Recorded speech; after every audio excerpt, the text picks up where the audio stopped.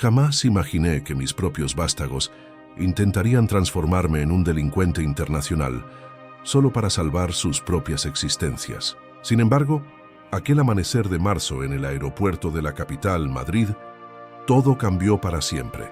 Previo a continuar con este relato, te pido que te unas al canal Historias que Duelen.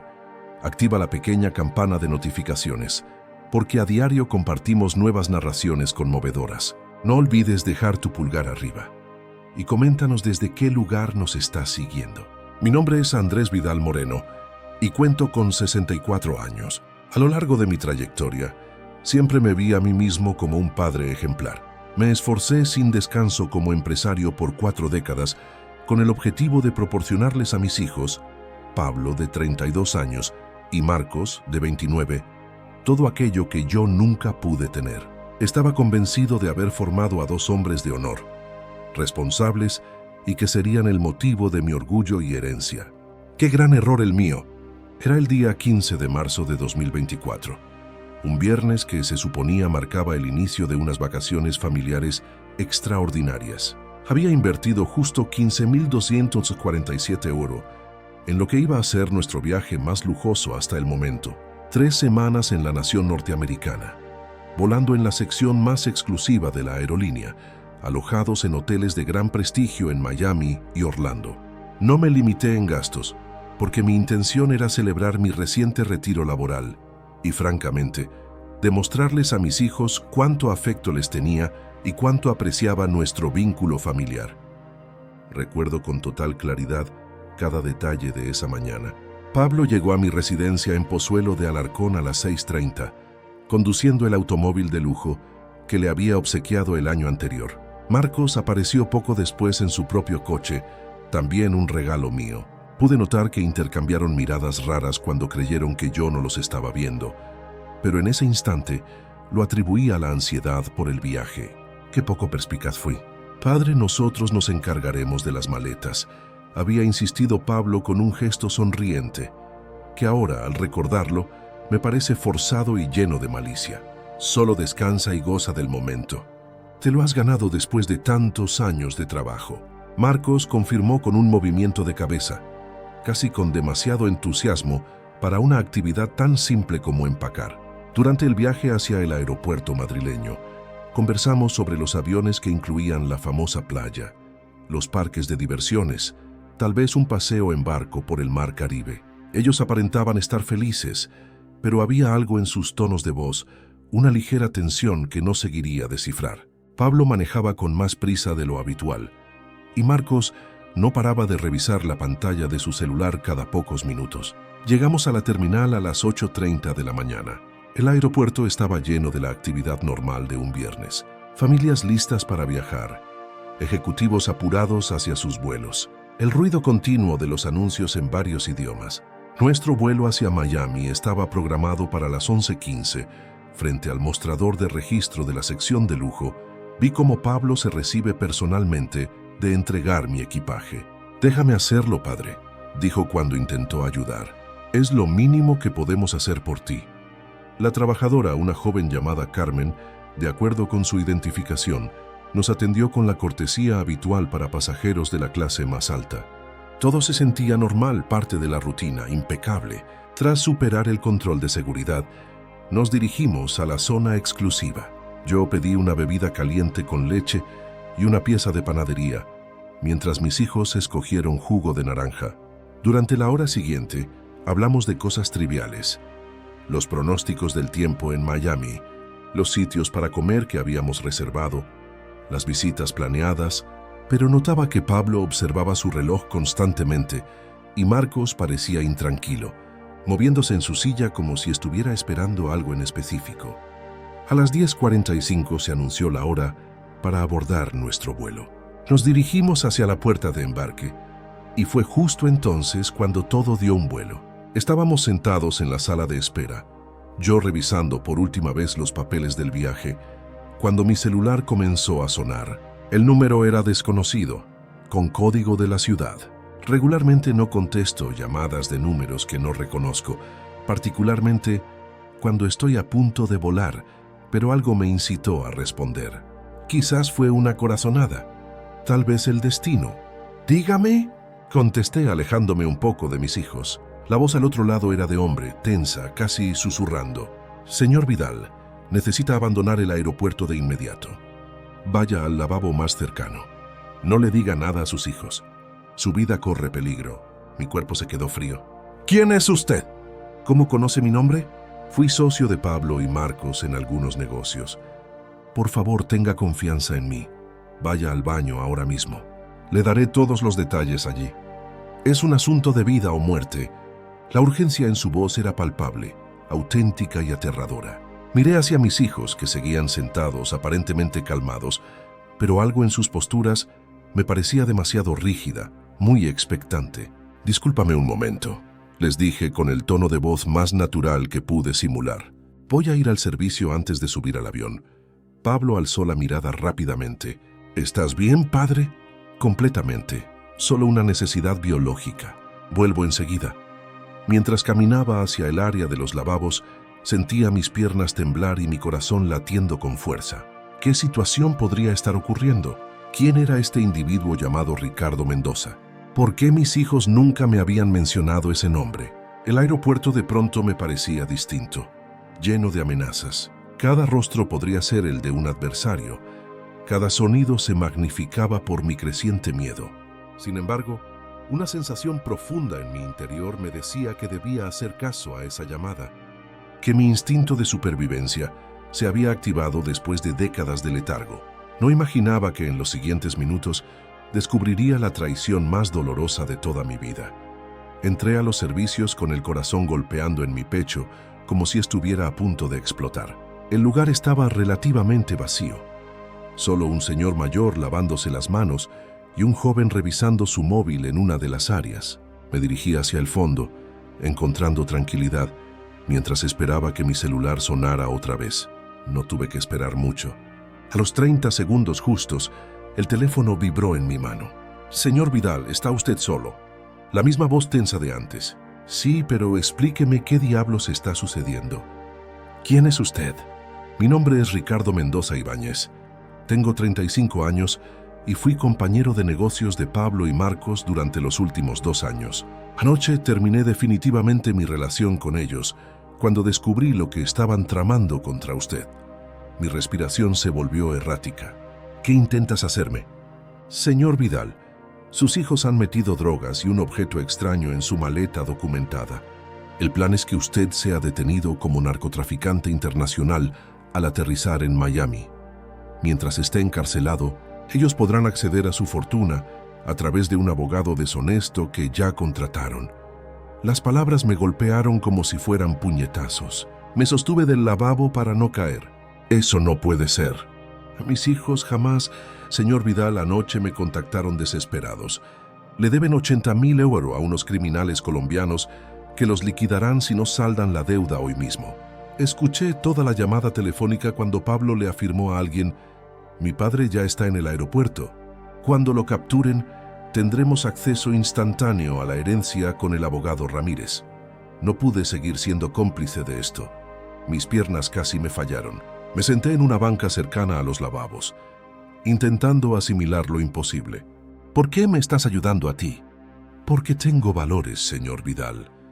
Puedo hacer muchas cosas, pero no voy a permitir que unos hijos arruinen a su propio padre. Además, yo también tengo un padre de su edad. No podría vivir conmigo mismo sabiendo que permití esto». Ricardo siguió explicándome con una sensación de apuro creciente. «Los vi ayer manipulando su equipaje en la cochera de Minosetin. Pablo». Marcos colocó 2 paquetes de una sustancia ilegal envueltas en plástico oscuro y Pablo instaló un aparato electrónico falso diseñado específicamente para disparar las alarmas de seguridad en el otro país. Querían garantizar su arresto inmediato. Pero ¿cómo van a justificar que ellos no sabían nada? Ya lo tienen todo pensado. Cuando usted sea detenido, fingirán total sorpresa. Pablo ha ensayado su papel. Mi padre nunca haría algo así. Debe ser un terrible error. Marcos apoyará la versión, contratarán al mejor defensor legal con el dinero de usted para aparentar ser hijos afectuosos, mientras el abogado corrupto sabotea su defensa para mantener preso el mayor tiempo posible. Me sentí completamente mal. Vomité en el lavabo más cercano, expulsando no solo el desayuno, sino también 40 años de afecto paternal malinterpretado. Cuando logré calmarme un poco, Ricardo continuó hablando. Señor Vidal, necesita salir del aeropuerto ahora mismo y denunciar esta situación a las autoridades. Yo puedo ser su testigo. Tengo grabaciones de audio de las conversaciones de anoche y fotos de la manipulación de la maleta. ¿Grabaciones? ¿Por qué grabó todo? Porque desde hace meses sospechaba que Pablo y Marcos me estaban timando en nuestros negocios compartidos. Empecé a documentar todo para protegerme legalmente. Nunca imaginé que llegarían a tal extremo. Mientras Ricardo hablaba, grabó decenas de señales que había ignorado. Las visitas frecuentes, pero muy cortas, de mis hijos en las últimas semanas, siempre preguntando por mis planes de viaje. La insistencia de Pablo en que él se encargaría de todo el equipaje. La forma en que Marcos había recalcado que este viaje era absolutamente necesario para fortalecer los lazos familiares. Ricardo, ¿cómo sé que puedo confiar en usted y que esto no es parte de algún plan más complejo? Señor Vidal, en 5 minutos más van a anunciar la última llamada para abordar su vuelo. Si esto fuera una trampa, ¿no sería más fácil dejarlo volar y que lo apresaran en Miami? Yo no gano nada salvándolo. De hecho, estoy poniendo mi vida en riesgo porque los criminales colombianos también me buscan por separarme de Pablo y Marcos. Sus palabras tenían una lógica espantosa. ¿Qué me aconseja que haga exactamente? Salga de los servicios como si nada hubiera pasado. Diríjase al mostrador de información y pida hablar de inmediato con el inspector de seguridad, David Torres Morales. Dígale que tiene información urgente sobre un posible caso de tráfico de estupefacientes. Mencione mi nombre como testigo dispuesto a cooperar. Yo estaría esperando en la cafetería central de la terminal, en la mesa número 7. Y si mis hijos se dan cuenta de algo, invente cualquier pretexto de salud. Diga que tiene un dolor de estómago muy fuerte y que necesita atención médica. Eso justificará que se aleje de ellos y pida ayuda oficial. Me miré en el espejo. El hombre que me devolvía la mirada había envejecido 10 años en 10 minutos. Las líneas de expresión se veían más marcadas, los ojos sin brillo, el rostro agotado por la revelación más cruel de mi existencia. Ricardo, si todo esto es verdad, ¿cuánto tiempo llevaban planeándolo? Al menos 3 meses, señor Vidal. Pablo comentó que habían estado investigando sus hábitos, sus finanzas, sus contactos. Incluso contactaron a antiguos empleados de su empresa para obtener datos sobre sus cuentas bancarias y propiedades. La traición era más profunda de lo que había imaginado. No era un acto impulsivo de último momento, sino una conspiración planeada meticulosamente durante meses. Mis hijos propios me habían estado cazando como depredadores, estudiando mis movimientos, esperando el momento ideal para dar el golpe final. Una última pregunta, Ricardo. ¿Por qué eligieron este viaje en particular? Porque Miami tiene las leyes contra las drogas más estrictas de Estados Unidos. Una condena allí significaría un mínimo de 20 años en prisión, tiempo suficiente para que ellos liquiden completamente su patrimonio y huyan con el dinero. Respiré hondo, tratando de fuerzas encontrar en algún rincón de mi alma destrozada. Era el momento de enfrentar la realidad más amarga de mi vida. Mis hijos no eran las personas que yo creía conocer. Eran extraños peligrosos, listos para destruirme con tal de salvarse. Salí de los servicios con una determinación que no sentía desde hacía décadas. Era la hora de pelear por mi supervivencia. Salí de los servicios con las piernas temblorosas, pero con una firmeza creciente en mi pecho.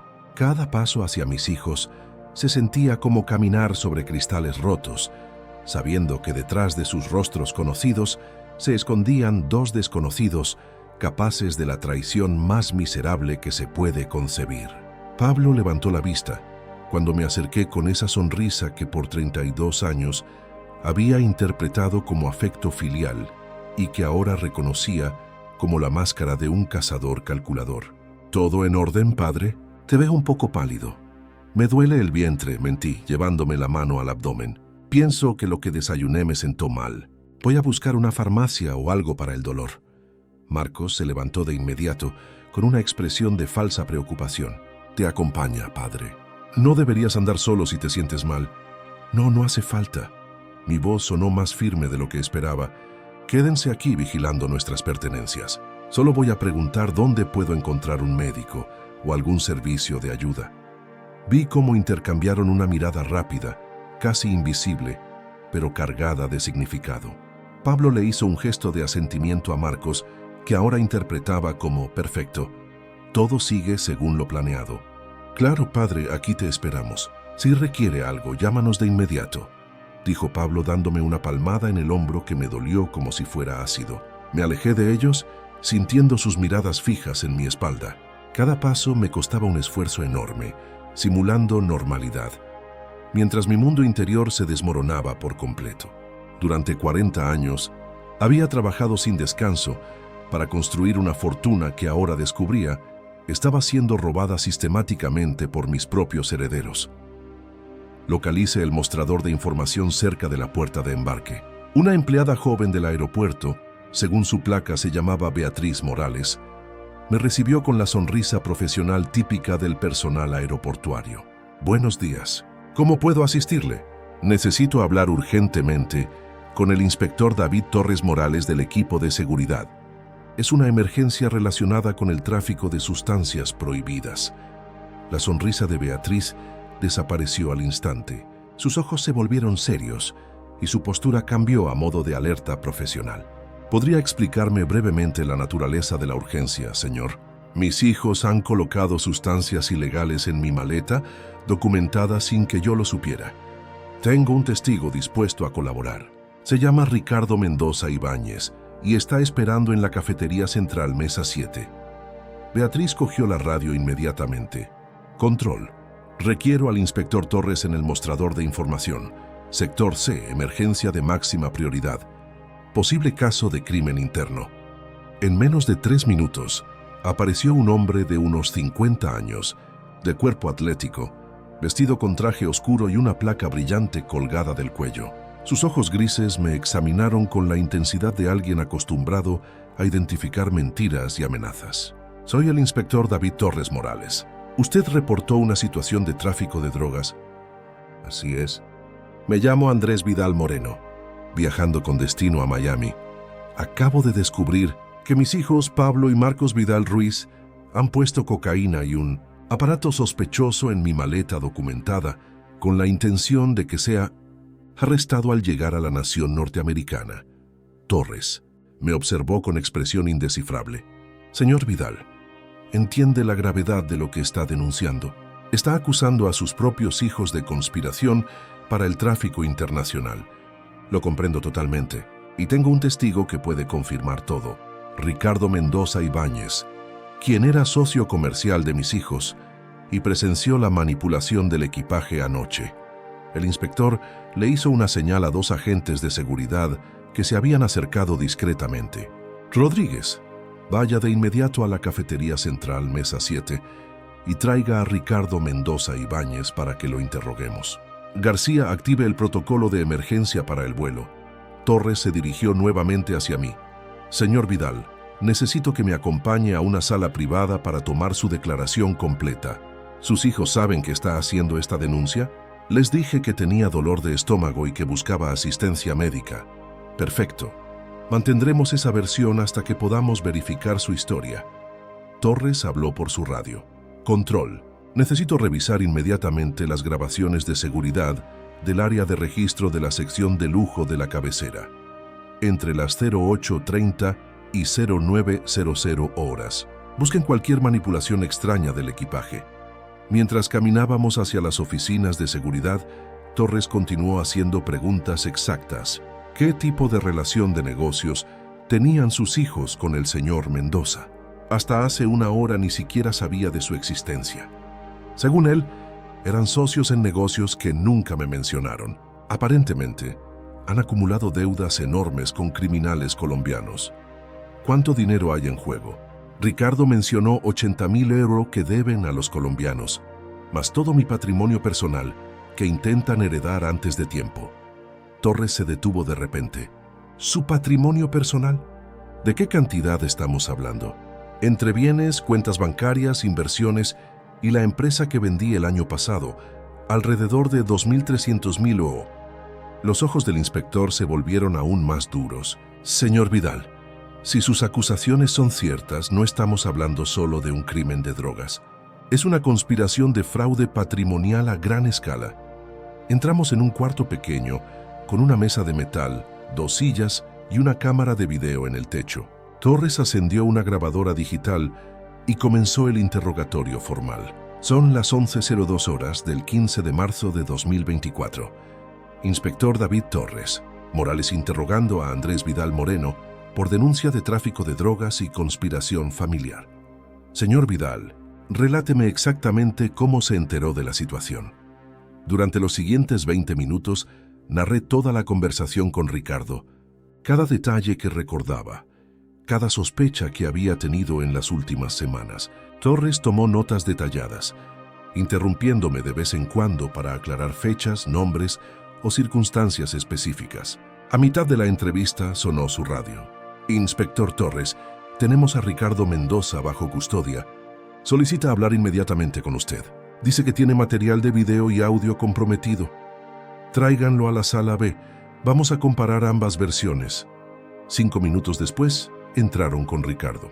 Era un hombre delgado, con aspecto nervioso, con grandes ojeras que indicaban noches sin dormir. Sus manos temblaban un poco cuando se sentó frente a nosotros. Señor Mendoza, empezó Torres, el señor Vidal ha hecho acusaciones muy serias contra sus hijos. ¿Puede usted confirmar su historia? Ricardo sacó su teléfono móvil con manos temblorosas. Inspector, tengo aquí grabaciones de audio de las conversaciones de anoche y también fotos de la manipulación del equipaje. Torres revisó el aparato. ¿Cómo conseguiste este material? Hace meses que Pablo y Marcos me estaban robando en nuestros negocios compartidos. Empecé a grabar todo como resguardo legal. Cuando descubrí el plan contra su padre, decidí que no podía ser cómplice. El inspector puso una de las grabaciones. La voz de Pablo se escucha claramente en el cuarto. Cuando papá esté preso en Miami, tendremos acceso inmediato a todo su dinero. El abogado Ramírez ya tiene listos los documentos para demostrar nuestra capacidad económica, comprometida por su situación legal. Mi corazón se paralizó al escuchar a mi propio hijo planear mi destrucción con la frialdad de un negociante calculando ganancias. Torres me miró con expresión seria. Señor Vidal, lamento informarle que su denuncia parece totalmente creíble. Las grabaciones siguieron sonando en esa sala fría y sin adornos, pero cada palabra que salía del dispositivo de Ricardo era como una puñalada directa al alma. La voz de Marcos se escuchó clara y calculadora. El aparato falso asegurará que los perros detectores reaccionaren. De inmediato en Miami, papá no tendrá escapatoria posible. Torres detuvo la grabación y me miró con una mezcla de profesionalismo y compasión humana. Señor Vidal, necesito que entienda que lo que estamos oyendo constituye prueba de una conspiración criminal de primer nivel. Sus hijos no solo planearon incriminarlo, sino destruir por completo su prestigio y su libertad. Ricardo, sudando abundantemente a pesar del aire acondicionado, agregó detalles que me helaron la sangre. Inspector, también tomé fotos del proceso completo. Pablo usó guantes para manejar los paquetes de la droga, mientras Marcos instalaba el aparato electrónico dentro de la maleta. Calcularon hasta el último detalle para no dejar huellas dactilares. El inspector examinó las fotos en el teléfono de Ricardo. Incluso desde mi posición, alcancé a ver imágenes poco claras, pero que no dejaban lugar a dudas de mis hijos, trabajando con precisión sobre mi equipaje en lo que parecía ser la cochera de Pablo. La realidad superaba mis peores temores. ¿A qué hora exacta ocurrió esta manipulación?, preguntó Torres. Ayer, jueves 14 de marzo, cerca de las 10 de la noche. Pablo me había citado en su casa, supuestamente para hablar de la finalización de nuestros negocios conjuntos. Cuando llegué, encontré a los 2 hermanos preparando la trampa final. Torres tomó su radio nuevamente. Control. Necesito que revisen de inmediato el equipaje documentado del pasajero Andrés Vidal Moreno. Utilicen aparatos detectores de explosivos y sustancias químicas. Máxima alerta de seguridad. La respuesta llegó en menos de 2 minutos. Inspector Torres, encontramos la maleta. Los aparatos de detección señalan cosas muy extrañas. Pedimos que se vacíe una parte de la zona de embarque como precaución. Mi mundo se vino abajo totalmente. Durante 64 años, estuve convencido de que la familia era un lazo sagrado e irrompible, el pilar principal de cualquier vida decente. En una sola mañana, esa creencia se había roto como un castillo de cartas frente a una fuerte tormenta. Ricardo, dije con voz temblorosa, ¿cuánto tiempo llevaban preparando esto? Señor Vidal, desde que supe de su retiro en el pasado mes de diciembre. Pablo mencionó que era el momento perfecto, porque usted tendría tiempo libre y dinero para viajar, lo que facilitaría el plan. Han estado revisando rutas de vuelo, leyes internacionales sobre drogas. Incluso se pusieron en contacto con personas que trabajan en aerolíneas para entender cómo funcionan los controles de seguridad. Torres intervino. Personas de las aerolíneas. ¿Tienen nombres o pruebas de esos contactos? Carmen Delgado, la empleada del mostrador de registro de Iberia. Pablo la contactó la semana pasada, haciéndose pasar por un experto en seguridad aeroportuaria. Consiguió información sobre los procesos de revisión de equipaje y los horarios de cambio de personal. La precisión de la conspiración me asustaba más que la propia traición. No había sido una acción impulsiva de hijos desesperados, sino una operación planeada con exactitud militar durante meses enteros. Cada conversación familiar reciente había sido un acto calculado para mantenerme tranquilo y sin darme cuenta del peligro. Inspector Torres preguntó con voz débil, ¿qué habría pasado si Ricardo no me hubiera avisado? Según las normas de Estados Unidos, transportar 2 kilos de cocaína más un aparato sospechoso se considera narcoterrorismo. Usted estaría enfrentando entre 25 y 30 años en una cárcel federal sin posibilidad de salir antes de tiempo. 30 años. A mi edad, eso significaba una condena de por vida. Mis hijos habían calculado fríamente que yo moriría en una prisión estadounidense, permitiéndoles heredar sin problemas legales y vender mis bienes para pagar sus deudas criminales. La radio de Torres volvió a sonar con un ruido. Inspector, confirmamos la presencia de sustancias ilegales y un dispositivo electrónico en la maleta del señor Vidal. Iniciamos el protocolo de evacuación. Los hijos del denunciante están siendo vigilados con discreción en la puerta de embarque. ¿Vigilados?, preguntó alarmado.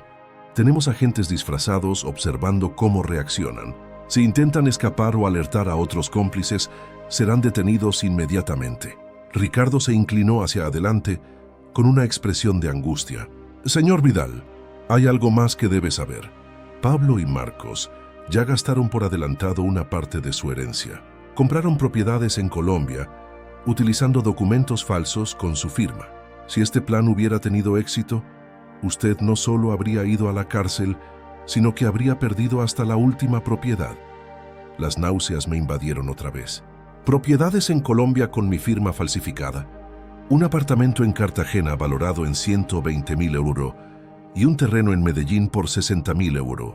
Tengo copias de los contratos porque Pablo me pidió que actuara como testigo falso, pero me negué. Torres tomó notas de manera acelerada. Necesitaré todas esas copias como evidencia. Estamos ante un caso de falsificación internacional de documentos, además del tráfico y la conspiración. Por primera vez en mi vida adulta, lloré sin poder controlarme delante de desconocidos.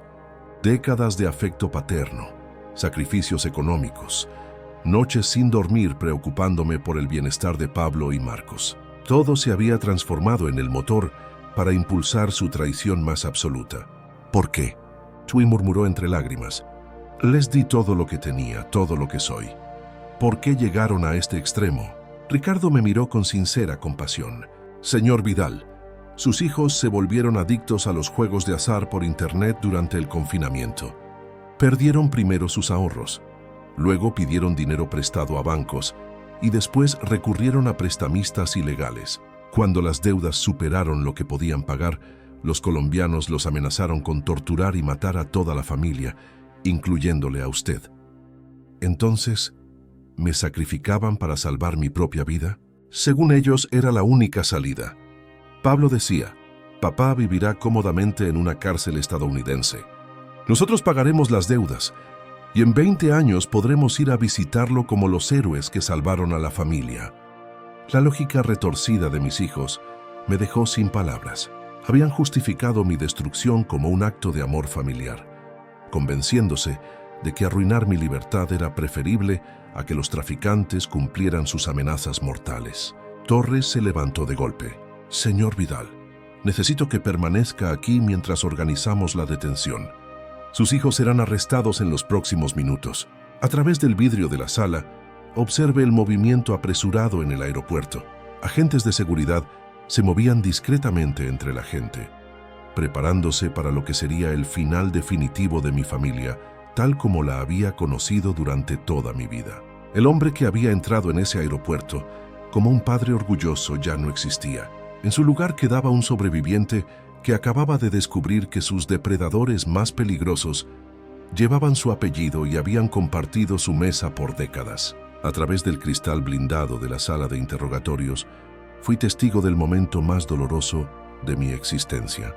Los altavoces del aeropuerto comenzaron a anunciar el desalojo parcial. Atención viajeros de este vuelo.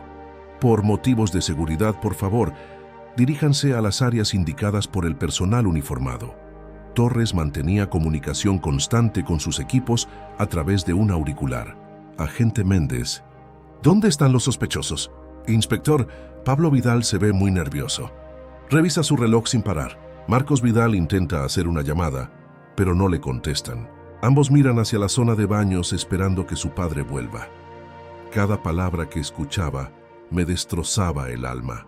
Mis hijos esperaban mi regreso para terminar su obra maestra de traición, completamente ajenos a que su castillo de mentiras se estaba derrumbando sin remedio. Ricardo, sentado a mi lado, temblaba notoriamente. Señor Vidal, cuando los detengan van a echarme la culpa de todo. Dirán que yo los manipulé, que inventé esta historia para hacer que lo culpen a usted. ¿Tiene más pruebas que puedan protegerme?, preguntó Torres. Tengo comprobantes bancarios que muestran el dinero que Pablo y Marcos enviaron a cuentas en Colombia. También mensajes de texto, donde hablan de los detalles del plan y mi negación a participar cuando descubrí que afectaría a su padre. Torres revisó rápidamente los mensajes en el teléfono de Ricardo. Leí por encima de su hombro uno especialmente aterrador enviado por Pablo. Ricardo, papá tiene que caer. Los colombianos dijeron que si no pagamos hoy, matarán primero a mamá, después a papá y al final a nosotros. Es él o toda la familia. La mención de Cristina, mi exesposa y madre de mis hijos, le añadió una capa aún más oscura al horror. ¿También amenazaron a su madre? Sí, confirmó Ricardo.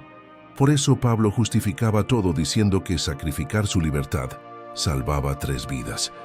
Marcos al principio se opuso, pero cuando los traficantes enviaron fotos de la casa de Cristina y detalles de su rutina diaria, se rindió por completo.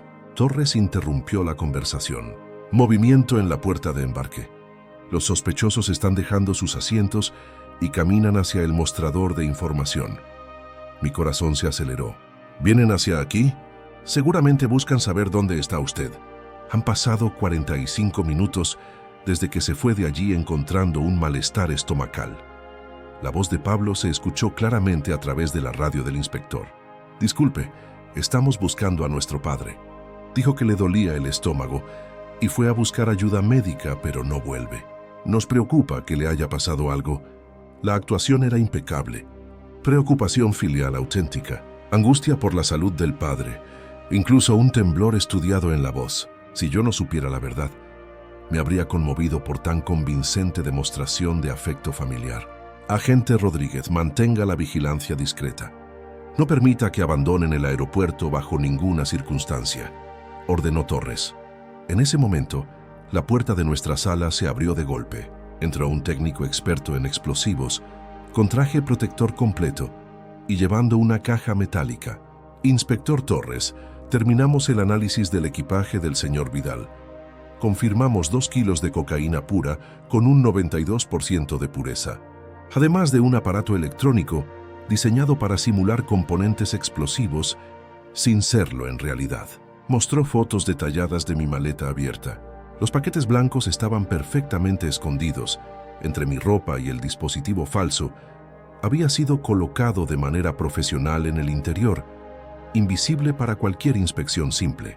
El aparato está programado para activar señales de alarma específicamente en los detectores estadounidenses usados en todos los aeropuertos grandes. Quien lo diseñó conoce a la perfección los sistemas de seguridad de esa nación. Torres me miró seriamente. Señor Vidal, si usted hubiera subido a ese avión, su destino se habría sellado antes de despegar. La complejidad de esta operación sugiere contactos criminales internacionales de alto nivel, Ricardo afirmó confirmando. Pablo mencionó que contactaron a un exingeniero electrónico colombiano, especializado en sistemas de seguridad de aeropuertos. Le pagaron 5.000 euros por diseñar el aparato perfecto para asegurar la detección inmediata, pero sin causar una explosión real. 5.000 euros. ¿De dónde sacaron ese dinero? De la venta del reloj de lujo que usted le regaló a Pablo por su cumpleaños el año pasado. También vendieron las acciones de la empresa familiar que usted les había transferido como adelanto de herencia. Cada revelación era una nueva traición. No solo habían planeado mi destrucción, sino que habían financiado esa conspiración vendiendo regalos que representaban décadas de mi amor y confianza hacia ellos.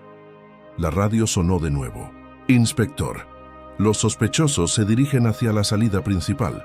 Repito, Pablo y Marcos Vidal están intentando abandonar el aeropuerto. Todos los equipos proceden a la detención inmediata. Alerta máxima, sospechosos en fuga. Torres se levantó rápidamente. Señor Vidal, ha llegado el momento. Sus hijos serán arrestados en los próximos segundos. A través de las cámaras de seguridad conectadas a un monitor en nuestra sala, observe la escena final. Pablo y Marcos caminaban deprisa hacia la salida cuando estaban rodeados por 8 agentes sin uniforme. La expresión de sorpresa total en sus caras cuando les vieron sus placas policiales habría sido ridícula si no representaría el colapso definitivo de mi mundo familiar. Pablo intentó correr, pero fue inmovilizado inmediatamente contra el suelo. Marcos levantó las manos gritando algo que no pudimos escuchar, pero su expresión de pánico era inconfundible. Ambos fueron esposados con gran rapidez, mientras muchísimos pasajeros observaban la escena con curiosidad. Agente Fernández al inspector Torres. Sospechosos detenidos sin incidentes. Pablo Vidal se resistió un poco. Marcos Vidal se entregó. Ambos piden un abogado y niegan saber algo de actividades ilegales. Torres sonriendo con tristeza. Claro que lo niegan. Ahora comienza la etapa más difícil. Obtenga confesiones completas. Ricardo me tocó el brazo suavemente. Señor Vidal, sé que esto es devastador, pero acaba de salvar su propia vida. Sus hijos lo habrían destruido sin ningún remordimiento. Miré de nuevas las imágenes de Pablo y Marcos, siendo llevados esposados hacia los vehículos policiales. Estos no eran los niños que había criado, educado, amado incondicionalmente durante décadas. Eran criminales capaces de cualquier barbaridad para proteger sus propios intereses. ¿Qué pasará ahora?, preguntó con voz rota. Interrogatorios individuales, confrontación con las pruebas, posiblemente confesiones parciales cuando entiendan que no tienen escapatoria, explicó Torres. Ricardo tendrá que declarar como testigo protegido. Usted será considerado la víctima, no un sospechoso. Víctima. La palabra sonaba extraña aplicada a mí. Durante toda mi vida había sido el protector, el que proveía, el padre fuerte de la familia. Ahora me convertía en víctima de aquellos que debían protegerme y respetarme. Señor Vidal, añadió Torres con un tono más personal, en mis 20 años como inspector de seguridad he visto muchos casos de traición familiar, pero nunca con este nivel de crueldad calculada. Sus hijos no actuaron por una desesperación de un momento, sino por ambición planificada. Mientras los vehículos policiales se alejaban llevando a Pablo y Marcos hacia su destino en la cárcel, comprendí que el hombre que se había despertado esa mañana emocionado por unas vacaciones familiares había muerto para siempre. En su lugar, nacía un sobreviviente que tendría que reconstruir por completo su vida sin la familia que había sido su razón de ser durante 6 décadas. La traición más dolorosa no era solo que hubieran intentado destruirme, sino que lo hubieran hecho convencidos de que estaban actuando correctamente.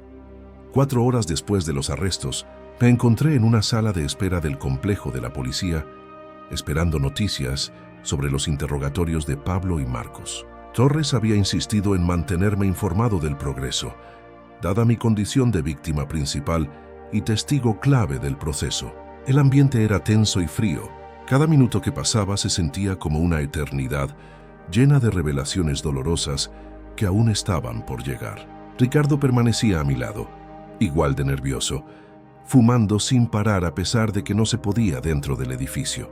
«Señor Vidal», me dijo con voz cortada, «necesita prepararse mentalmente para lo que van a confesar sus hijos. La realidad es peor de lo que nos imaginamos al principio». Antes de que pudiera responder, Torres entró en la sala con un semblante serio y una carpeta llena de documentos. Su rostro reflejaba el cansancio de alguien que había presenciado declaraciones perturbadoras durante horas seguidas. «Andrés, lamento interrumpe su descanso, pero necesito informarle sobre cómo va el caso». Pablo se quebró después de 2 horas de preguntas. Su confesión es devastadora. Se sentó frente a nosotros y abrió el expediente. Las primeras páginas contenían transcripciones escritas de declaraciones oficiales, pero lo que más me impactó fueron fotos de documentos bancarios, contratos de propiedades y correos electrónicos. Su hijo mayor admitió que la conspiración comenzó en octubre de 2023, justo después de que usted anunciara su jubilación definitiva. Inicialmente planeaban pedir dinero prestado usando sus propiedades como garantía, pero cuando las deudas de juego superaron cualquier lógica expectativa, recurrieron a métodos más extremos. Torres me mostró comprobantes bancarios que me helaron la sangre. Durante los últimos 6 meses, Pablo y Marcos sacaron de forma constante 243.000 euros de sus cuentas corrientes y de ahorro a través de transferencias electrónicas autorizadas con firmas falsificadas. 243.000 euros. Mi voz apenas era un susurro ahogado. Esa cantidad incluye el retiro completo de su plan de pensiones privado, la venta no autorizada de acciones en la bolsa y préstamos hipotecarios contra sus propiedades sin su conocimiento. Ricardo confirmó con gestos sombríos. Yo ayudé sin querer, facilitando contactos bancarios corruptos que validaron las firmas falsas. Cuando descubrí la magnitud del fraude, ya era demasiado tarde para echar atrás las transacciones. Torres continuó revelando detalles escalofriantes. Pablo confesó que contactaron a un falsificador profesional llamado Enrique Navarro Castillo, especializado en documentos bancarios fraudulentos. Le pagaron 15.000 euros por crear copias perfectas de su firma y documentos de identidad. 15.000 euros de mi propio dinero robado. Exactamente. Usaron los fondos que le robaron para financiar la maquinaria criminal destinada a robarle aún más dinero.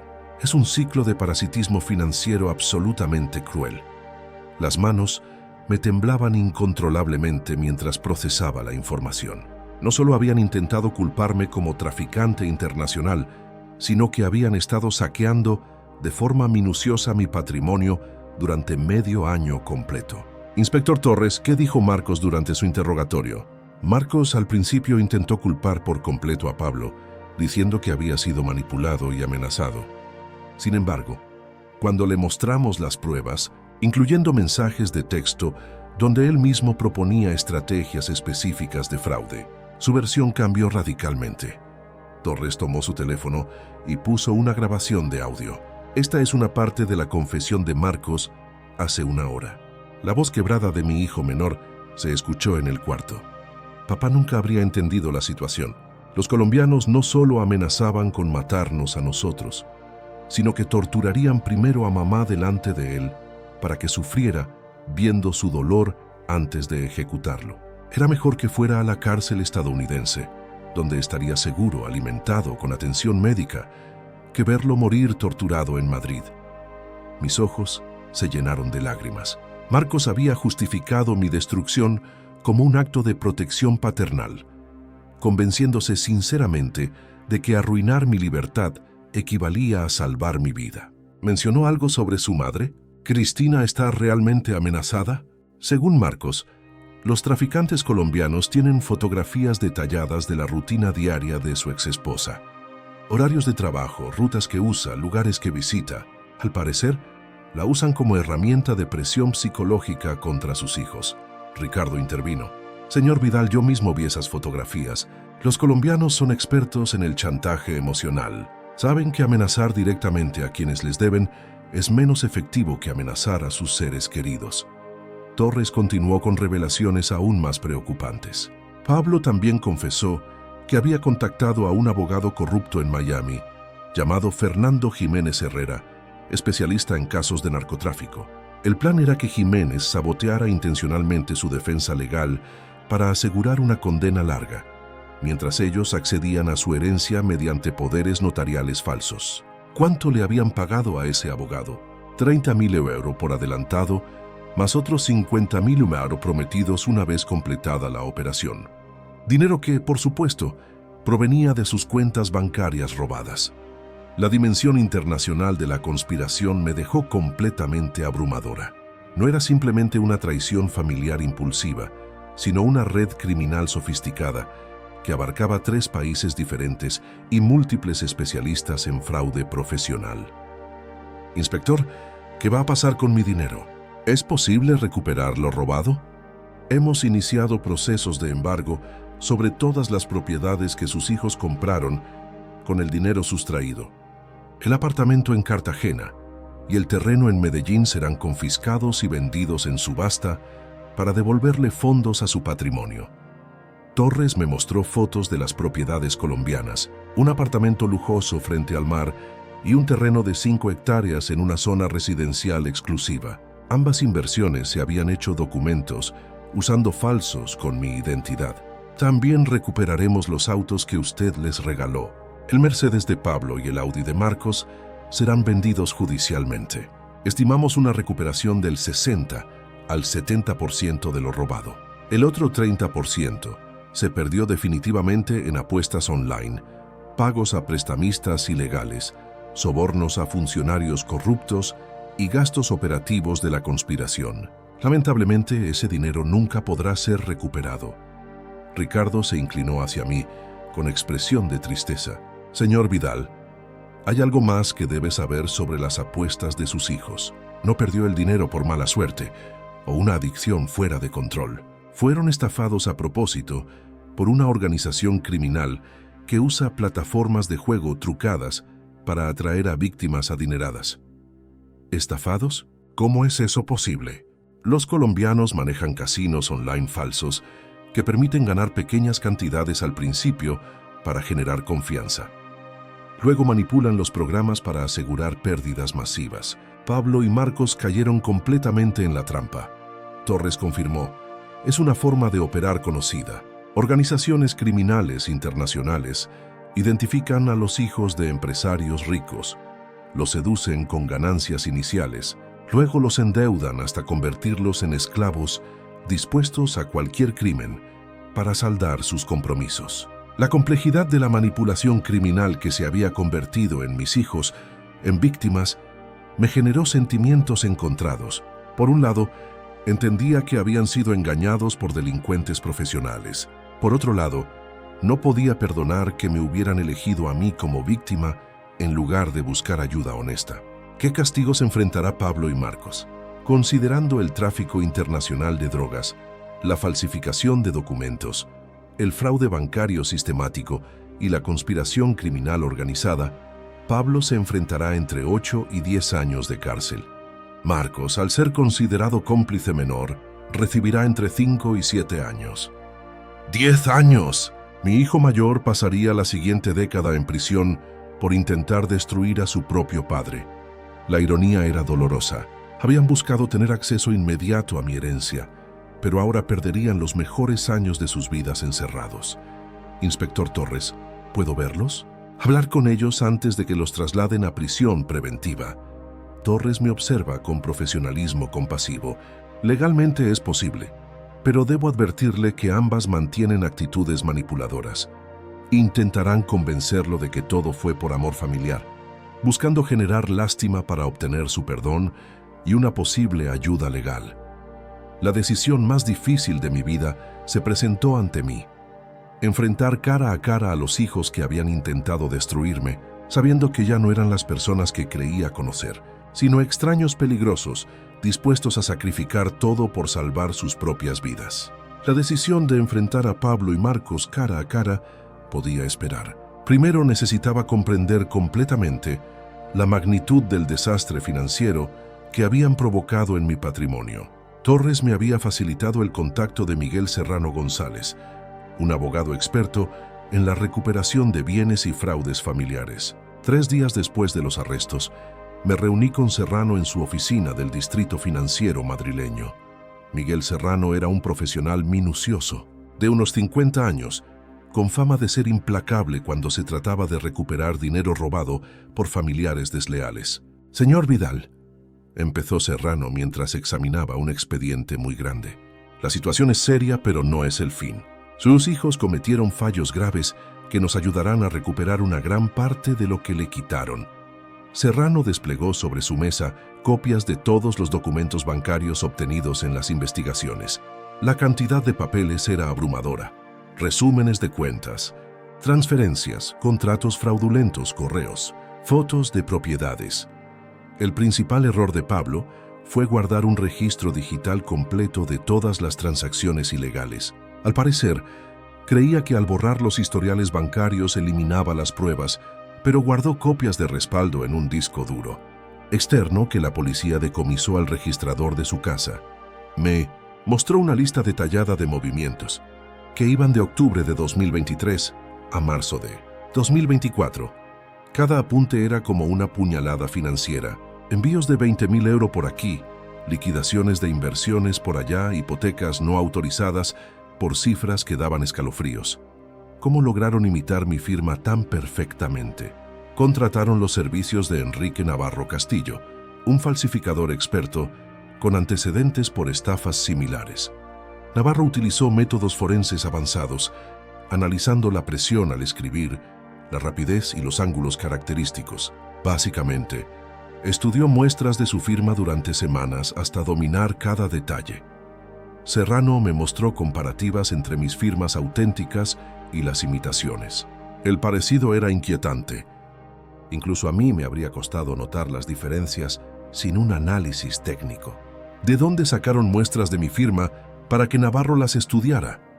De papeles familiares a los que tenían acceso legal, contratos de los regalos de los coches, escrituras de propiedades compartidas, testamentos antiguos, incluso tarjetas de cumpleaños firmadas que habían guardado por años. La premeditación del engaño me resultaba cada vez más impactante. Habían usado recuerdos sentimentales, muestras de afecto paterno, como herramientas para perfeccionar mi propia ruina económica. Miguel, ¿qué acciones legales podemos tomar para recuperar el dinero? Primero, embargo inmediato de todas las propiedades compradas con el dinero robado. Segundo, anulación de todos los contratos firmados fraudulentamente. Tercero, una demanda civil por daños y perjuicios que incluyen intereses, gastos y compensación legal por el sufrimiento emocional.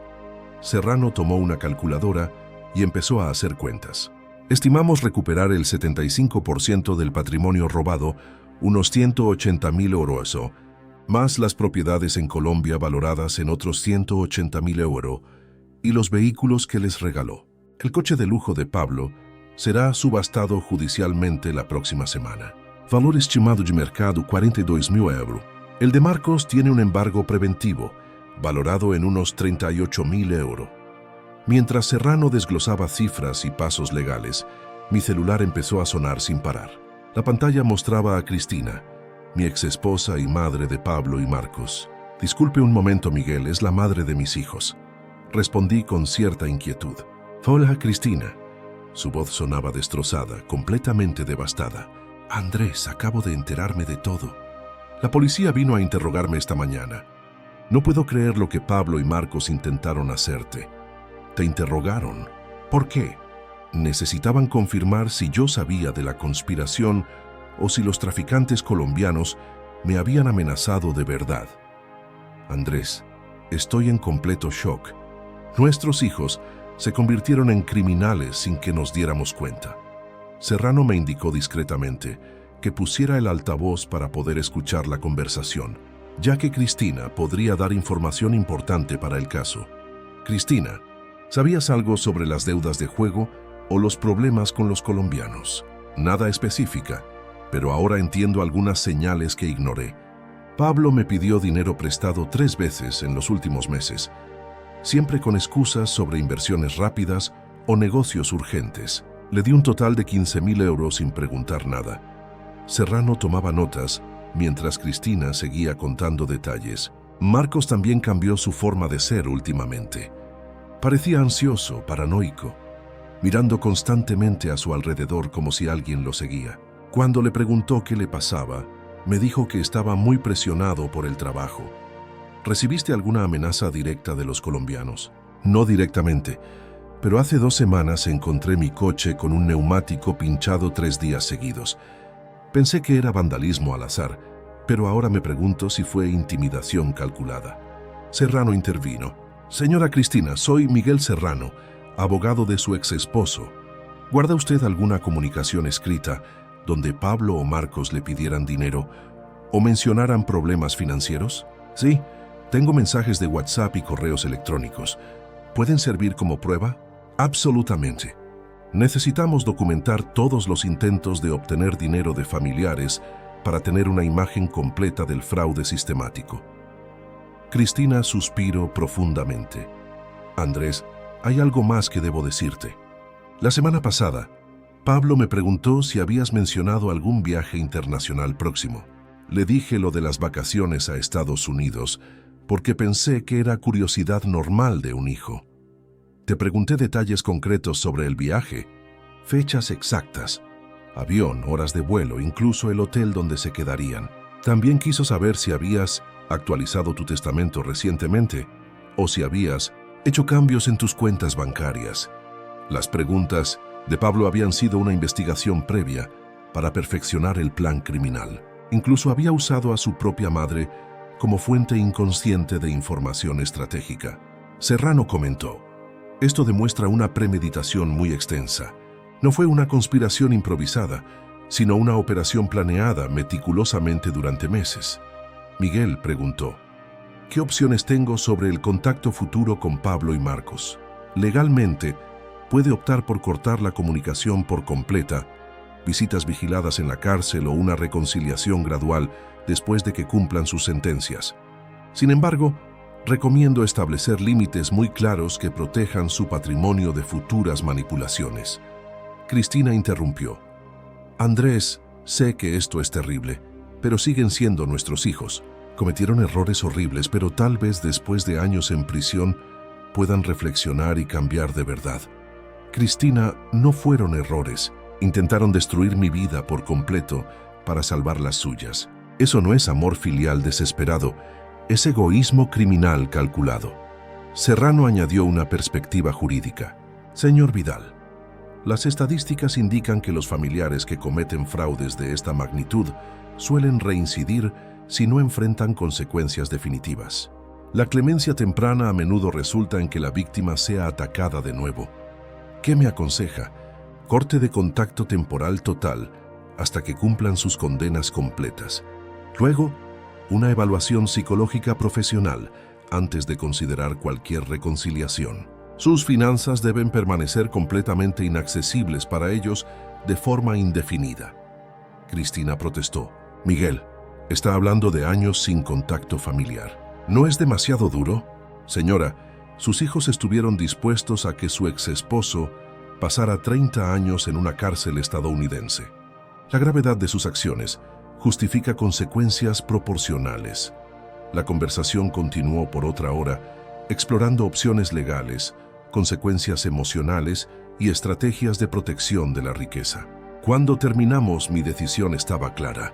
Pablo y Marcos habían perdido todo derecho a mi confianza, mi dinero y mi presencia en sus vidas. La reconstrucción de mi vida comenzaría sin ellos, protegiéndome de futuras traiciones familiares que antes me habrían parecido imposibles de imaginar. Una semana después de mi reunión con Serrano, Finalmente tomó la decisión más difícil de mi vida: visitar a Pablo y Marcos en la cárcel, donde estaban en prisión preventiva esperando juicio. El proceso se había acelerado por la gravedad de los cargos y la evidencia abrumadora en su contra.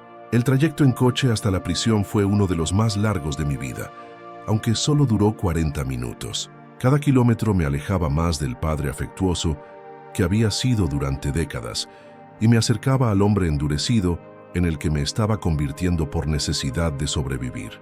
Las instalaciones penitenciarias eran exactamente lo que se esperaba: muros grises, alambres de seguridad, torres de vigilancia y un ambiente general de desesperanza. El proceso de registro fue humillante, pero necesario. La sala de visitas era un espacio rectangular con mesas de metal fijadas al suelo y sillas de plástico naranja desgastado.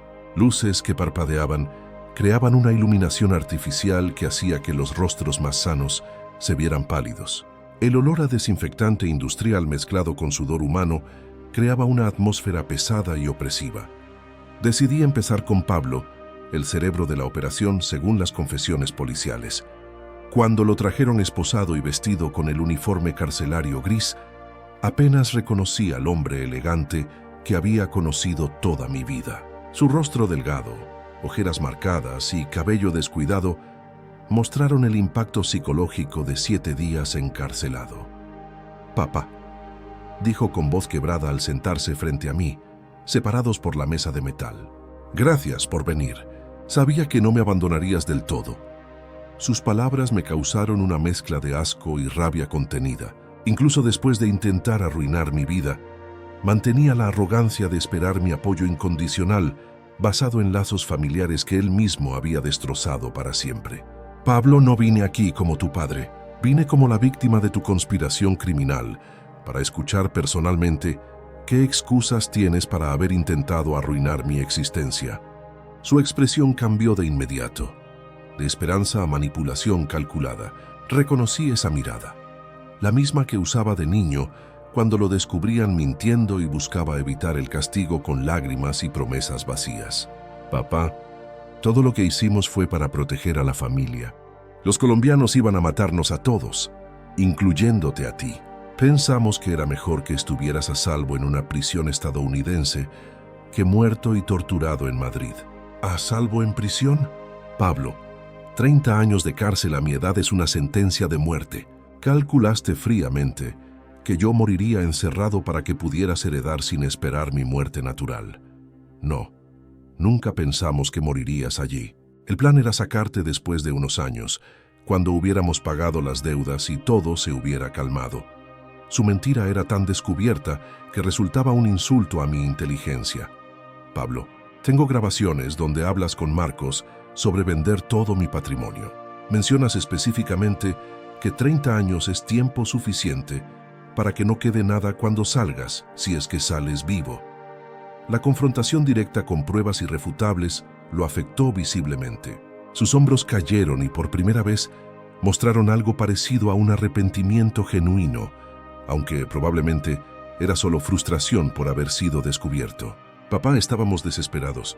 Las amenazas eran reales. Nos enseñaron fotos de mamá entrando y saliendo de casa. Conocían tu rutina diaria. Sabían dónde trabajaba, qué restaurantes visitabas. ¿Y tu solución fue convertirme en el chivo expiatorio para salvar sus propias vidas? ¿No se les ocurrió buscar ayuda policial o simplemente confesarme la verdad? Confesarte que habíamos perdido toda nuestra herencia en apuestas online, que debíamos 80.000 euros a traficantes colombianos, que habíamos robado tu dinero durante meses. La decepción te habría matado». La lógica retorcida de Pablo me dejó sin palabras por un momento. Había justificado que destruir mi libertad era más bondadoso que defraudar mis expectativas paternas. Su narcisismo era tan profundo que realmente creía estar protegiéndome del dolor emocional a través de mi encarcelamiento físico. «Pablo, durante 40 años, trabajé para construir un patrimonio que les asegurara la estabilidad económica. Ustedes lo perdieron todo apostando y luego decidieron que yo debía pagar las consecuencias de sus decisiones irresponsables. No fue irresponsabilidad, fuimos estafados por profesionales. Los casinos online estaban trucados, las apuestas manipuladas. Fuimos víctimas de una organización criminal internacional. ¿Víctimas? Pablo, la víctima fui yo cuando intentaron incriminarme como traficante. Ustedes fueron cómplices voluntarios que eligieron apostar dinero ajeno sin permiso. La conversación continuó por 30 minutos más, pero cada palabra confirmaba mi idea inicial. Pablo no mostró remordimiento auténtico por haberme traicionado, sino frustración por haber sido descubierto. Sus disculpas eran estratégicas, diseñadas para obtener mi perdón y posible ayuda legal. Una última pregunta, Pablo. Si Ricardo no me hubiera avisado y el plan hubiera funcionado, ¿cuánto tiempo habrían esperado antes de visitarme en la cárcel estadounidense? Pablo evitó mirarme directamente. Ya habríamos ido de inmediato, papá, los primeros en llegar. Mentira. Tengo correos donde hablas con Marcos sobre mantener distancia emocional del viejo hasta que las cosas se calmaran por completo. Calcularon no visitarme durante al menos 2 años para evitar levantar sospechas. El guardia anunció que quedaban 5 minutos de visita. Pablo intentó un último recurso sentimental. Papá sigue siendo mi padre. Cometí errores terribles, pero te amo y espero que algún día puedas perdonarme. Pablo, el padre que conociste murió en el aeropuerto cuando descubrí tu traición. El hombre que tienes enfrente es un superviviente que aprendió a protegerse de depredadores familiares. Cuando se llevaron a Pablo de vuelta a su celda, sus últimas palabras fueron: «Por favor, papá, no me abandones del todo». 15 minutos después trajeron a Marcos. Su aspecto era aún más deteriorado que el de Pablo, más delgado, más pálido, visiblemente aterrado por el ambiente de la cárcel. Sus manos temblaban constantemente y evitaba el contacto visual directo. «Papá, lo siento muchísimo», comenzó de inmediato. «Pablo me convenció de que era la única solución. Yo no quería hacerte daño, pero tenía miedo de que los colombianos cumplieran sus amenazas. Marcos, ¿quién tuvo la idea original de poner drogas en mi equipaje? Fue Pablo, pero yo sugerí el aparato falso para garantizar la detección inmediata. Pensé que era más humano que te detuvieran rápido, en lugar de sufrir durante horas de interrogatorio». ¿Más humano? Marcos, intentaron arruinar mi reputación, mi libertad, mi patrimonio y mi vida. No hay nada humano en eso. Pero era para salvarte la vida, papá. Los colombianos dijeron que te torturarían delante de nosotros si no pagábamos. Era mejor la cárcel que la muerte. ¿Y por qué no vinieron a pedirme ayuda honestamente? ¿Por qué eligieron el robo y la traición en lugar de la comunicación familiar? Marcos finalmente mostró algo parecido a una sinceridad emocional. Porque sabíamos que nos cortarías el apoyo económico para siempre si descubrías que lo habíamos perdido todo apostando. Preferíamos ser criminales a ser desheredados. Su confesión sincera fue más devastadora que todas las mentiras de Pablo. Marcos admitió claramente que habían priorizado el acceso futuro a mi dinero por encima de mi bienestar inmediato. Marcos, ¿entiendes que precisamente por intentar evitar que sean desheredados, terminaron perdiendo para siempre cualquier derecho a mi patrimonio y mi afecto? Sí, papá. Cometimos el error más grande de nuestras vidas por miedo al error que queríamos evitar. La guardia anunció el final de la visita. Marcos intentó tocar mi mano, pero la retiró de inmediato.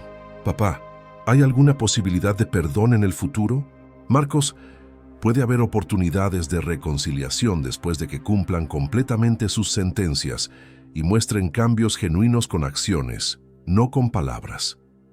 Pero mi confianza y mi dinero seguirán siendo inaccesibles para ustedes de forma indefinida. Salí de la prisión sintiendo una mezcla contradictoria de alivio y tristeza. Alivio porque había confirmado que mi decisión de cortar el contacto era la correcta. Tristeza porque los hombres que acababa de visitar eran extraños que compartían el ADN con los niños que había amado incondicionalmente durante décadas. El padre devoto había muerto definitivamente. En su lugar, nacía un hombre que daría prioridad a su propia supervivencia por encima de vínculos familiares tóxicos. El viaje de regreso desde la prisión hasta mi casa transcurrió en silencio absoluto, pero mi mente estaba llena de decisiones que había estado posponiendo por días. La confrontación con Pablo y Marcos había eliminado cualquier rastro de duda sobre el camino que debía seguir. la reconstrucción completa de mi vida sin ellos. Me estacioné en la cochera de mi vivienda y, por primera vez en décadas, el lugar me pareció extraño y hostil. Cada rincón guardaba recuerdos de momentos compartidos con mis hijos, pero ahora esos mismos recuerdos se habían convertido en pruebas de mi ingenio y de su capacidad manipuladora desarrollada a lo largo de los años. Subí directamente al estudio, donde conservaba todos mis documentos financieros importantes. Era el momento de llevar a cabo los cambios legales que había estado considerando en teoría, pero que ahora se volvían acciones urgentes para mi supervivencia económica y emocional. Lo primero fue llamar a Miguel Serrano para confirmar los detalles sobre la modificación inmediata de mi testamento. La llamada fue directa y profesional. Miguel, visité a Pablo y Marcos en prisión. Confirmo mi decisión de excluirlos completamente de mi herencia. ¿Podemos proceder mañana mismo con los cambios testamentarios? Por supuesto, Andrés. Ya tengo listos los preliminares. ¿Desea nombrar beneficiarios alternativos o prefiere donaciones a caridad?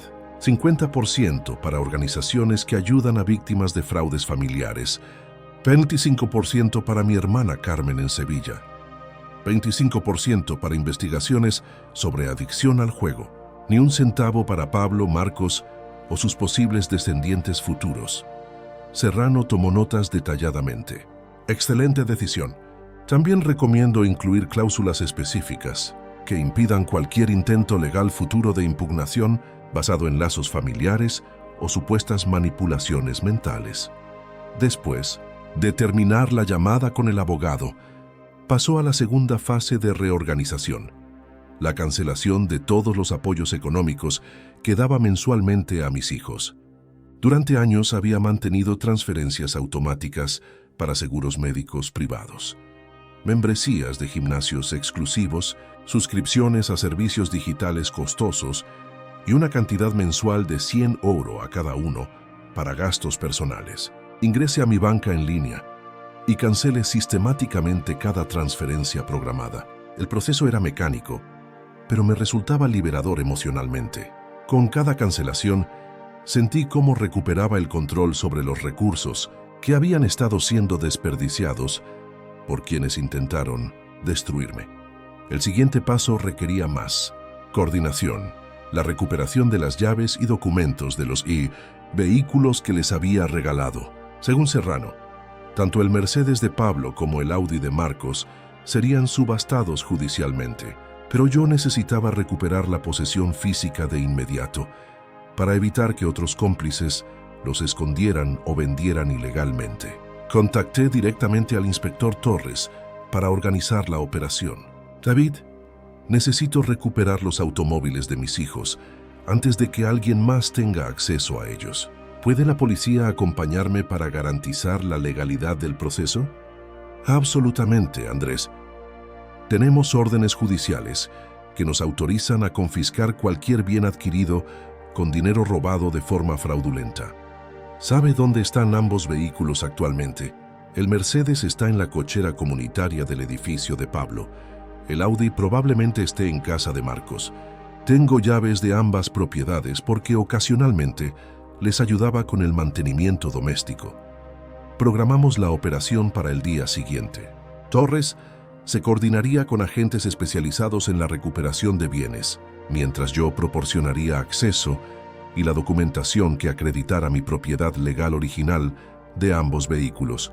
Esa noche, solo en mi casa, que se sintió demasiado grande para una persona, empecé el proceso más doloroso: la eliminación física de todos los recuerdos de Pablo y Marcos.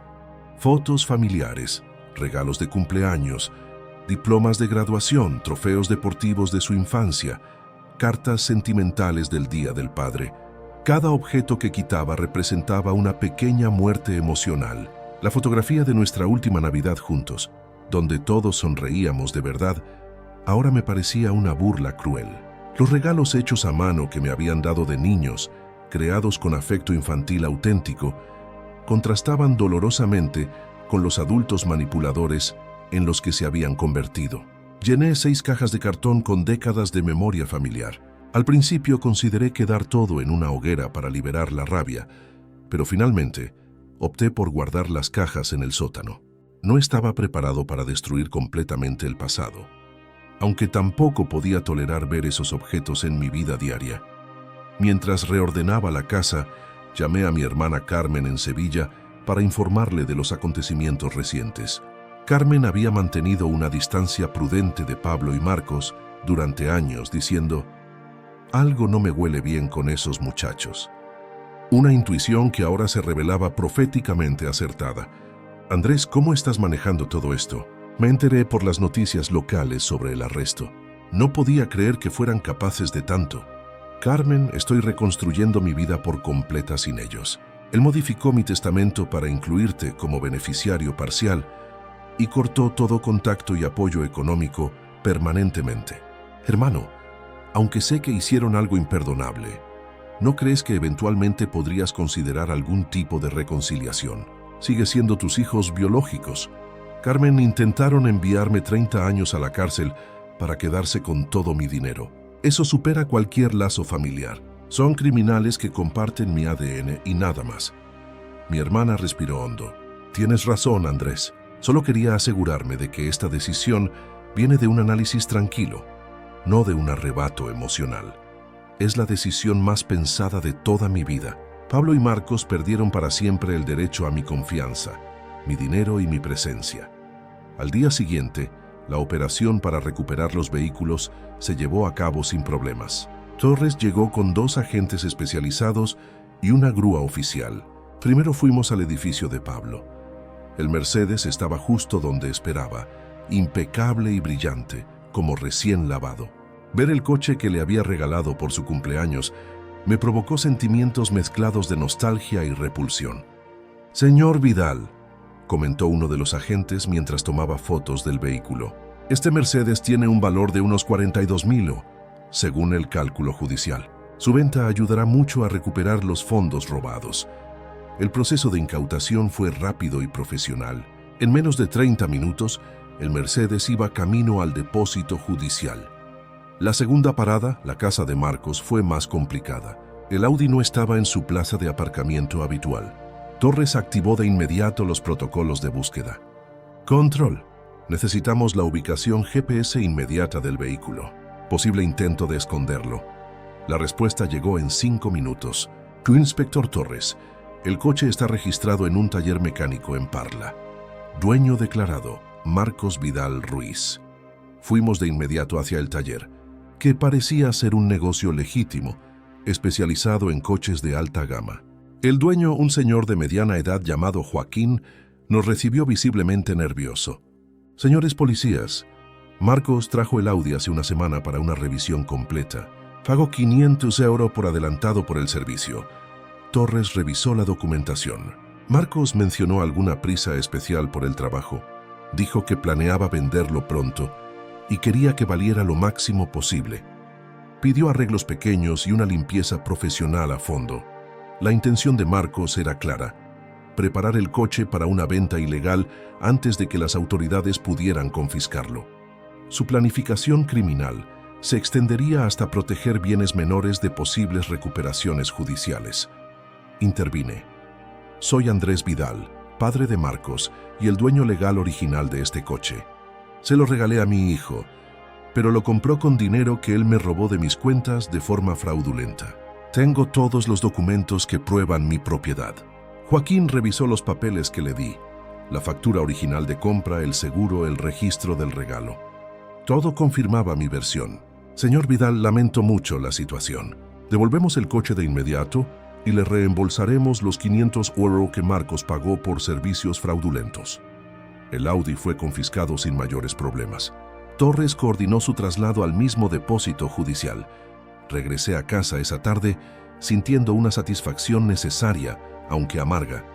Cada paso de la reorganización me alejaba definitivamente del padre ingenuo que había sido y me acercaba al superviviente estratégico en quien me estaba convirtiendo. La reconstrucción de mi identidad sin Pablo y Marcos había comenzado oficialmente, pero el camino hacia la paz interior apenas iniciaba. 6 meses después de los arrestos, el caso judicial contra Pablo y Marcos finalmente llegó a su conclusión definitiva. La sala del Juzgado Penal de Madrid estaba llena. Me senté en primera fila junto a Miguel Serrano. Habíamos logrado recuperar cerca del 85% de los fondos robados, superando nuestras expectativas más optimistas. Andrés, me susurró Serrano, las pruebas son abrumadoras. Las confesiones completas y la documentación aseguran condenas importantes. El juez presidente, un magistrado con fama de ser severo en casos de traición familiar, entró a las 10 de la mañana. Se abre la sesión para dictar sentencia por los delitos de tráfico internacional de drogas, falsificación, estafa agravada y conspiración criminal. Pablo y Marcos entraron esposados. En 6 meses en prisión preventiva, habían perdido mucho peso y su postura encorvada reflejaba el impacto del encierro. Evite el contacto visual. Mi postura se mantuvo firme. Estaba allí como víctima buscando justicia, no como padre buscando reconciliación. El magistrado comenzó la lectura. En primer lugar, Pablo Vidal Ruiz, de 32 años, ha sido encontrado culpable como autor principal. Los hechos probados demuestran premeditación extrema, sofisticación operativa y ausencia completa de arrepentimiento genuino. Este tribunal condena a Pablo Vidal Ruiz a 8 años y 6 meses de prisión efectiva. Pablo permaneció inmóvil. Tendría 41 años al salir, con su vida profesional y social arruinada. El magistrado continuó. En segundo lugar, Marcos Vidal Ruiz, de 29 años, ha sido encontrado culpable como cómplice necesario, con atenuantes por su cooperación parcial. Este tribunal condena a Marcos Vidal Ruiz a 6 años y 3 meses de prisión efectiva. Marcos saldría de prisión alrededor de los 35 años. Las multas económicas impuestas eran simbólicas, pero establecían un precedente legal. El magistrado se dirigió a mí. Señor Andrés Vidal Moreno, este tribunal reconoce el impacto devastador de estos crímenes. La traición perpetrada por sus hijos es una de las formas más crueles de abuso familiar. Sus palabras me dieron la validación oficial que necesitaba. Adicionalmente, este tribunal ordena que Pablo y Marcos Vidal Ruiz mantengan una orden de alejamiento de 500 metros respecto a su padre durante 5 años después de cumplir sus condenas. Marcos pidió hablar. Señor magistrado, acepto completamente la responsabilidad. Quiero expresar públicamente mi arrepentimiento hacia mi padre, quien no merecía ser víctima de nuestras decisiones irresponsables. Sus palabras sonaron con matices de sinceridad, algo que no había visto antes. Pablo, en cambio, se mantuvo en silencio absoluto. Su expresión sugiere resentimiento por haber sido descubierto, más que remordimiento por los crímenes. Al salir del juzgado, leí una breve declaración preparada por Serrano. La justicia ha sido servida hoy. Mis hijos han recibido condenas proporcionales a la gravedad de sus crímenes. Como víctima, me siento reivindicado por el sistema legal que protegió mis derechos. Espero que este caso sirva como advertencia sobre traicionar la confianza familiar más sagrada. Esa tarde, solo en mi apartamento recién comprado, reflexioné sobre el cierre de esta etapa. La justicia legal se había cumplido, pero la justicia emocional requeriría un proceso más largo. Había recuperado la mayor parte de mi patrimonio y mi estabilidad estaba protegida. Sin embargo, la reconstrucción de mi identidad personal sin ellos apenas comenzaba. Diciembre de 2024. 9 meses han pasado desde aquella mañana devastadora. Mientras escribo estas líneas desde la terraza de mi nuevo apartamento en Santander, observando el mar, comprendo que el hombre que soy hoy tiene poca relación con el padre ingenuo que despertó ilusionado. La decisión de mudarme no fue impulsiva. Necesitaba distancia física y emocional de Madrid. Esta ciudad me ofrece anonimato y la oportunidad de reconstruir mi identidad sin la constante presión de las miradas. Mi nuevo apartamento es más pequeño, pero perfecto para mis necesidades. Las mañanas las dedican a caminar por el paseo marítimo. He encontrado una simplicidad en mis rutinas que ahora valoro como libertad auténtica. Despierto sin compromisos tóxicos, sin la tensión constante de una nueva crisis familiar. Uno de mis nuevos amigos, Fernando, un ex profesor de literatura, me dijo: «Lo que más me impresiona de tu historia no es la traición de tus hijos, sino tu capacidad de reconstruirte sin amargura». Había logrado transformar la indignación inicial en una tristeza madura. Fernando, creo que la clave fue aceptar que los hombres que intentaron destruirme nunca fueron realmente mis hijos. Fueron desconocidos que compartían mi apellido. Las tardes las dedicadas a actividades que había dejado de lado. Me inscribí en un club de lectura y retomé la pintura. Los fines de semana almuerzo en un pequeño restaurante local. Me siento mejor básicamente que en la última década. Como si eliminar las toxinas emocionales hubiera permitido que mi cuerpo se regenerara. Aunque la transición ha sido mayormente positiva, hay momentos de soledad en las noches de invierno. En esos momentos me permito sentir la tristeza plenamente. Lloro por los niños inocentes que fueron alguna vez, por los sueños paternales desmoronados, pero también me recuerdo que esos niños crecieron y se convirtieron en adultos capaces de traición calculada. Mantengo contacto con mi hermana Carmen, quien me visita cada 2 meses. Sus visitas son un consuelo, una conexión familiar auténtica. Ella me sugirió una compañera, pero le dije, Carmen, necesito más tiempo para reconstruir mi capacidad de confianza. Valoro demasiado la paz que he conseguido como para arriesgarla con nuevas complicaciones emocionales. La Navidad de 2024 será la primera que pasará solo en 64 años, pero la anticipación con serenidad. Será diferente, pero no peor que las Navidades tensas de años recientes. Respecto a mis hijos, mantengo la distancia indefinida. Ambos han enviado cartas desde prisión. Pablo se mantiene a la defensiva, culpando a otros, mientras Marcos ha evolucionado hacia una aceptación genuina de responsabilidad. No respondo a ninguna correspondencia. Las palabras son insuficientes después de acciones tan devastadoras. Miguel Serrano me confirmó que la recuperación patrimonial ha sido exitosa, superando el 92% de los fondos robados. El caso legal está cerrado y mi patrimonio está completamente protegido. Al terminar este relato, el sol se oculta sobre el mar. Reflexión sobre las lecciones. La traición más dolorosa puede convertirse en la liberación más profunda. La familia biológica no garantiza lealtad, pero la familia elegida puede ofrecer conexiones más fuertes.